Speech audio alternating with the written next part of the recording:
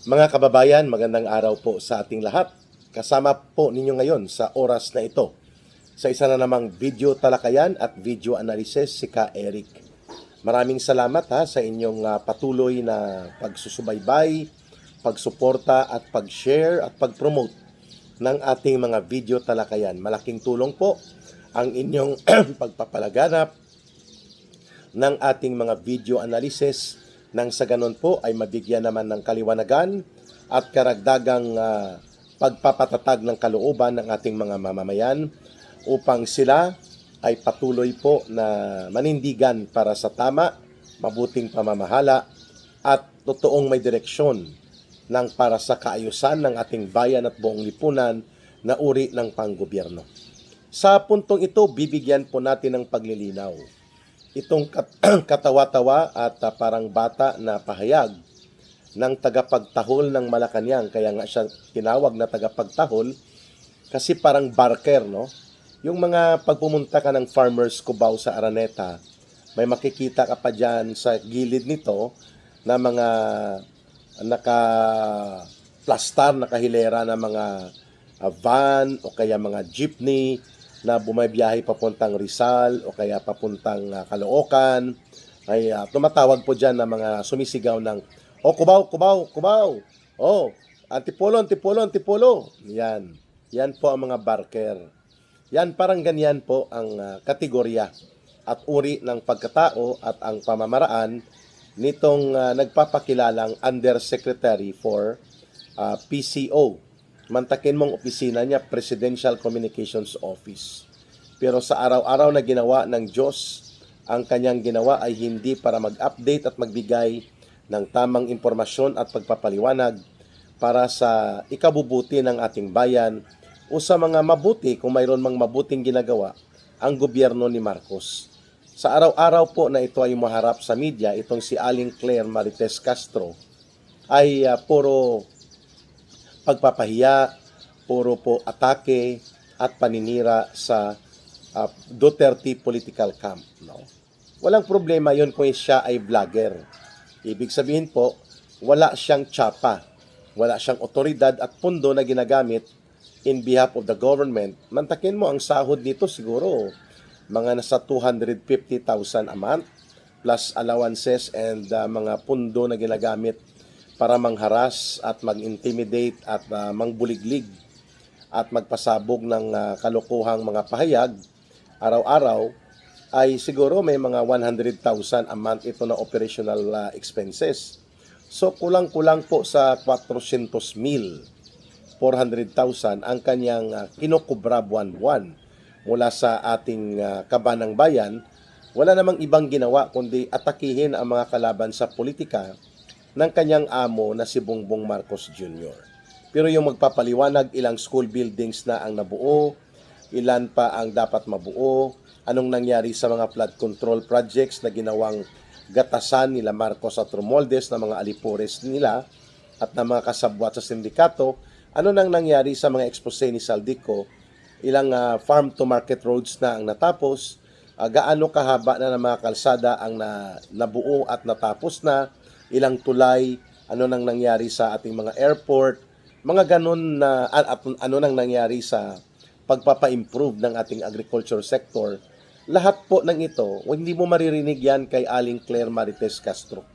Napasok pa nga po ito noong panahon na sinasabi niya, tuloy-tuloy daw ang drug clearing operations sa mga barangay upang insultuhin at pakamaliitin ang mga accomplishment and achievements nung panahon ni Pangulong Duterte.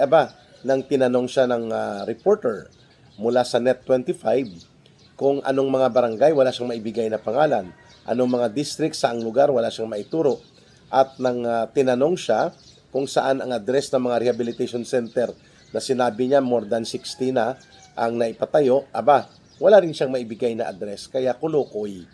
Pag sinabing kulukoy, kung sa Ilonggo, tampuhaw, no? Parang wala sa isip. Yun pong ibig sabihin ng kulukoy.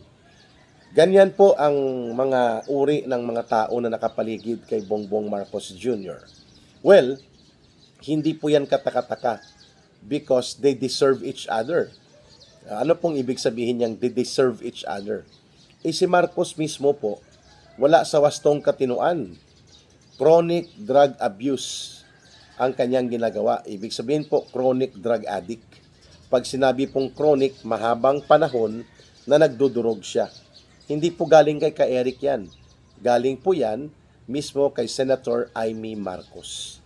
Yan po ay kapatid niya at ano pa man ang kanyang mga diskarte upang ipawalang pansin o hindi niya papansinin ang mga pagbubulgar at mga pahayag na ginawa ni Senator Amy Marcos in public, hindi po mapasusubalian yan ni Marcos Jr. Walang paliwanag dyan si Aling Claire Marites Castro.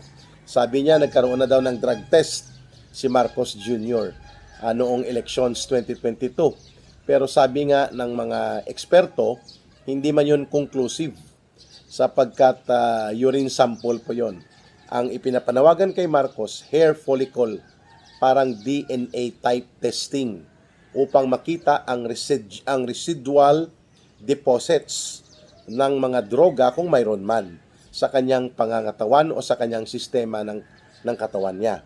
Hindi niya po ito pinapansin at ini-ignore niya ito sapagkat alam natin na ayaw niya talagang gawin dahil mabubuko at mapapatunayan na isang drug addict ang presidente sa Pilipinas. So, hindi po yan makayang ipaliwanag ni Claire Castro.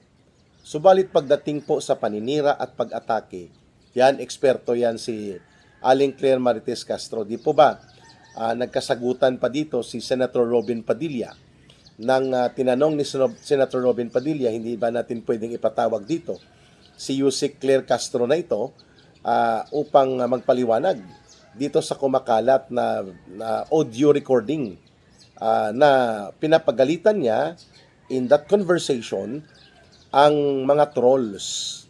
Ang mga trolls po ay parang zombies. Walang utak pero may parang robot na uutusan.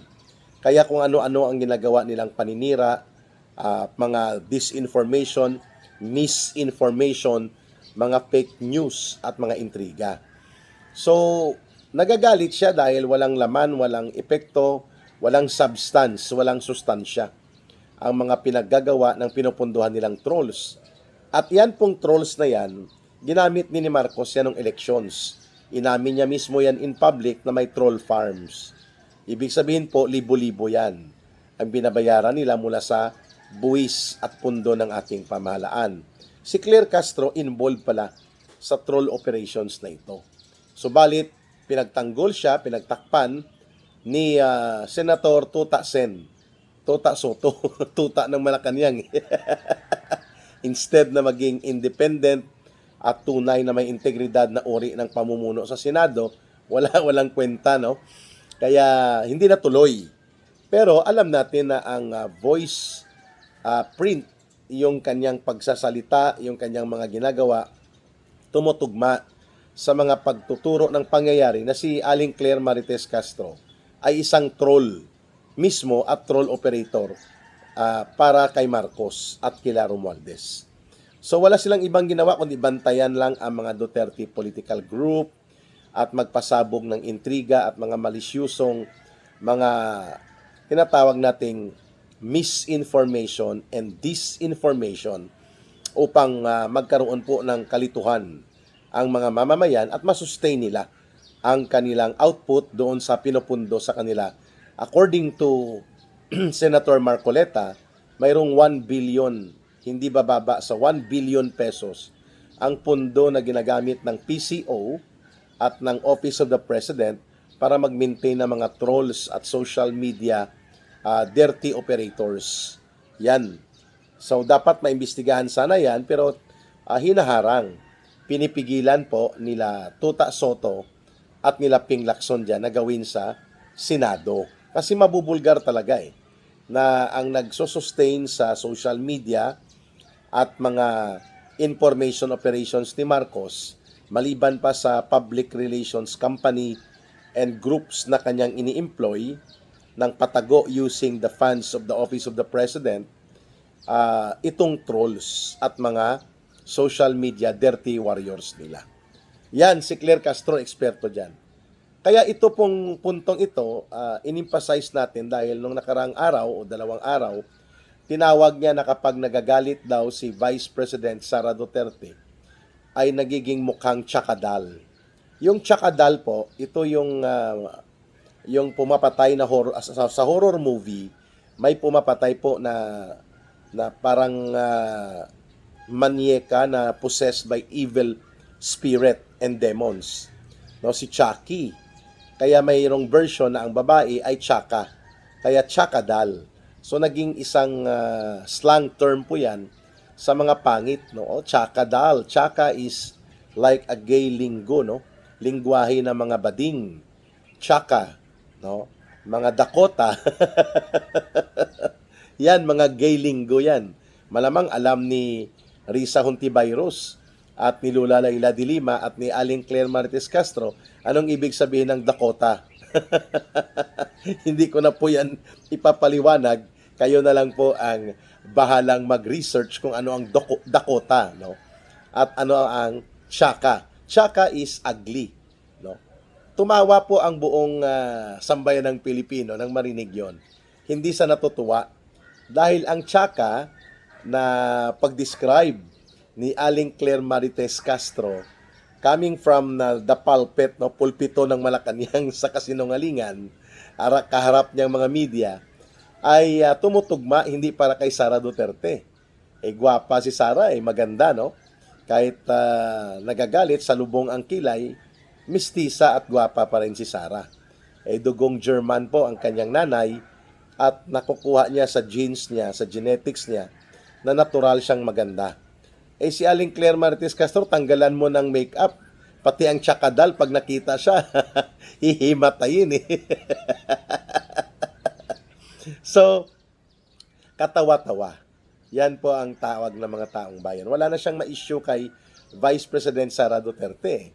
Kasi pagdating sa doon, sinasabi niyang ninakaw daw at pinakialaman ni Vice President Sara Duterte ang confidential fund sa Office of the Vice President at saka sa DepEd nung siya pang DepEd Secretary, ay lahat ng ito na ipaliwanag at na ipakita ni Vice President Sara Duterte na tumutugma sa audit and accounting and evaluation standards and requirements na ibinababa ng Commission on Audit.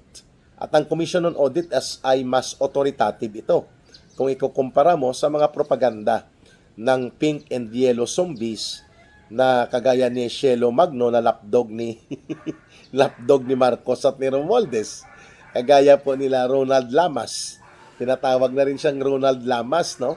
Itong si Boy Tartar ni Pag sinabi kong Boy Tartar, tartar talaga. Hindi naman po sa nagmamaliit tayo ng tao. Yan po ay direct description, factual description. Kasi hindi naman sa pagmamayabang, hindi naman pa ako tartar. Wala po akong tartar. Marunong po ako mag-toothbrush Mga kababayan. So itong si Boy Tartar Boy Lamas na BFF or FUBU ni Risa Hontiveros. Ano yung FUBU? Kayo na rin pong mag-research niyan, mga kababayan. At itong si Lola Laila de Lima at itong si Shelo Magno nga nag-file ng binayaran at pinunduhan na uri ng plunder complaint sa ombudsman versus the Vice President. Ito po ay mga bahagi ng demolition team na pinupunduhan po ng billions of pesos ang kanilang operations. Simula pa ng umatake na si Bongbong Marcos Jr. laban po kina Vice President Sara Duterte and former President Rodrigo Duterte. Yan. So, very unprofessional po. Very unethical to use the office of the President, the Presidential Communications Office, the authority and the resources that come with it upang mang-atake ka sa political enemies or perceived political critics and opponents ng iyong pinaglilingkurang gobyerno. The PCO should be para po yan sa interes at kabutihan ng sambayan ng Pilipino at sa mga mabubuting pahayag at patakaran na nais mong ipaabot sa sambayan ng Pilipino. Subalit, ito pong ginagawa ni Aling Claire Marites Castro, nagiging plataforma niya ang tinatawag natin po na PCO upang mang-atake, magpasabog ng political demolition operations. Eh di dapat ginawa po niya yan, nag-resign siya dyan at nagpabayad na lang direkta bilang ensaymada vlogger ni Marcos at ni Romualdez. Kasi yun naman talagang trabaho niya bago ito maging bahagi ng Presidential Communications Office. So wala pong epektong malaki pagdating po sa performance, trust and approval rating, and pati po sa pagtitiwala ng taong bayan kay Vice President Sara Duterte ang pagtawag ni Aling Claire Marites Castro na Chakadal, si Sara Duterte, kasi mataas pa rin po ang kanyang trust and approval rating. Pag sinabing trust, pagtitiwala, approval, pagsang-ayon ng mamamayan na siya ay matino at maayos na opisyal. Samantalang si Marcos, gumastos na ng billions of pesos para magpabango, magpapogi, at pagtakpan ang mga seryosong issue kagaya ng pangungulimbat at pandarambong sa flood control projects at ang pagkatay nila sa budget na ginawa nilang sindikato budget ng kanyang pinsan. Mga iskandalo ito na hindi makukuha ng basta-basta sa kaisipan at paniniwala ng taong bayan. At iba pa pong issue tungkol sa kapalpakan at kabulukan ng kanyang gobyerno, ang panunumbalik yung monumental restoration of plunder and corruption. No amount of propaganda and mga Chakadal style ng mababa or cheap, barat na uri ng propaganda at mga packaging of publicity gimmick ni Marcos ang makakapagbura sa katotohanan na siya ang itinuturo nila Saldico ng mga testigo, ng mga trails of evidence na siya at ang kanyang pinsan na si Martin Romualdez ang pasimuno bilang mga mastermind sa tinatawag na crime of the century, ang 1.4 trillion pesos na pagnanakaw sa flood control projects at hindi pa nabubunyag ng tudo-tudo o hindi pa naisisingil sa kanila ang marami pang katiwalian at korupsyon at pandarambong. Dito pa lang yan sa flood control. So kahit ano pa mga Chakadal statements ang ilalabas ni Claire Castro, hindi po ito makakaapekto sa kung ano ang pananaw ng taong bayan dahil una sa lahat walang kredibilidad itong si Claire Castro. Pinagtatawanan nga, tawag nga dito ng former executive secretary sa kanya na si Lucas Bersamin, idahan-dahan daw niya ang kanyang mga pahayag dahil lumalabas na palingkera. Yung hindi lang barker kundi nagtitinda ng kamatis, sibuyas, kamatis, bawang. Yun. Yun ang kahalimbawa ni Claire Castro. Kung ang mag-describe sa kanya si Executive Secretary Lucas Bersamin, kung si former Governor Chavit Singson pa, asong ulol.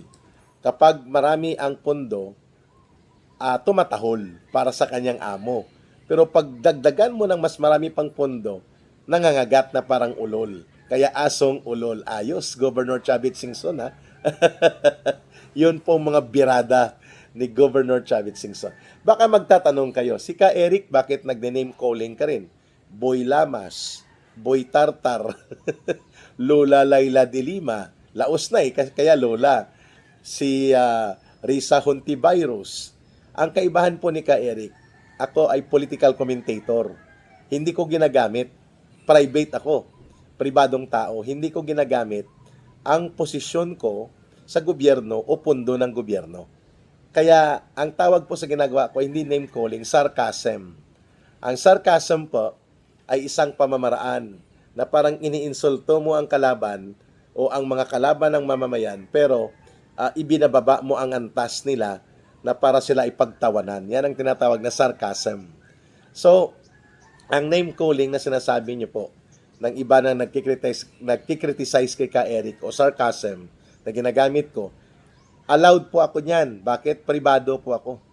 Hindi po ako gumagamit ng poder at kapangyarihan at pondo at resources ng gobyerno. Yan ang malaking pagkakaiba namin kapag ang nagsalita ay si Marcos, si Claire Castro, at mga opisyal ng Presidential Communications Office.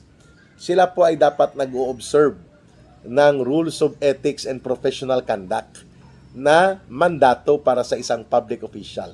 Hindi ko rin sinasabi na ang mga vloggers, bagamat pribadong mga tao sila, we are private political commentators coming from the side of the citizens, ay maging balahura din kami. No, not that way. Hindi naman po ako nagmumura dito o minsan mapapamura ka sa galit. Pero hindi yon ginagawa na lingwahe ko sa aking political vlogging. Okay? But nonetheless, nais po nating ma-emphasize dito na kahit ano pa po ang gagawin ni Marcos Jr. at ng kanyang mga alipores at tauhan na pinupunduhan, including ang mga special alliance niya sa CPP, NPA, NDF Urban Operatives, mga party list nito na nasa Kongreso, ang Dilaw at Pink Zombies na survivor po ng Dilawan Politics na nirepresent ni Lula Laila de Lima, ni Sunny the Big Joke Trillanes at nila Ronald Lamas, ni Boy Lamas, hindi po mabubura sa pananaw at paniniwala ng taong bayan na sila ang pasimuno ng paggamit ng poder upang manumbalik ang malawakan, malalim at malubha na korupsyon at pagnanakaw sa pundo ng bayan. Starting off with Marcos. Mantakin mo, hindi nga niya may paliwanag. Anong nangyari doon sa 100 billion pesos na sinabi mismo ni Saldico, pinatunayan mismo ni Ping Lacson na may 100 billion pesos nga na insertions. Pero hanggang doon lang si Ping Lacson. Takot na siyang kalkalin ito. At mayroon pang 5 billion pa doon sa Office of the President na dinagdag si Marcos mismo para gamitin sa kanya mga troll operations. So these are serious crimes ng hindi lamang abuse of authority sa paggamit ng pundo at paglabag sa saligang batas, kundi malawakang pagnanakaw, malakihang pandarambong, at ito ay mataas na krimen. These are high crimes that deserve hindi lamang ang pagpupuna mula sa mga political commentators at sa taong bayan, kundi kailangan magkaroon ng criminal prosecution upang mapanagot sila. At isa dyan, sa proseso ng criminal prosecution, matatanggal sa kapangyarihan itong sila Marcos at sila Romualdez.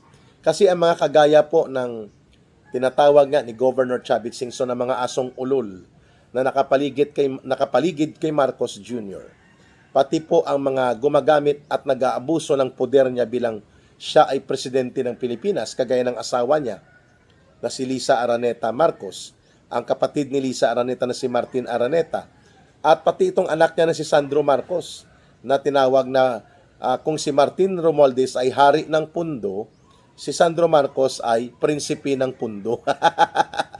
Sabi ng iba, hindi. Pareho silang hari ng pundo. Sa loob ng 3 taon, nagpasasa sila sa pundo ng mamamayan at ginamit nila ang otoridad ni Marcos at ang kanilang pwesto sa Kongreso upang magkaroon ng sistematikong pandarambong sa pundo ng mamamayan sa kanilang pansariling kapakanan at pagpapayaman at the expense of the sufferings and miseries na dinaranas ng milyong-milyong Pilipino na wala ng pundo para sa pagpapatayo ng mga school buildings, matinong kalsada, mga pag-improve ng agrikultura at industriya natin. Yan po ang ginawa nila Marcos at nila Romualdez. Ginatasan ng tudo-tudo kasama ng anak ni Marcos, pamilya ni Romualdez at pamilya ni Marcos mismo. So hindi nila ito masasagot, kaya -3, below 0 po ang trust and credibility and approval rating ni Marcos, the lowest in the midterm.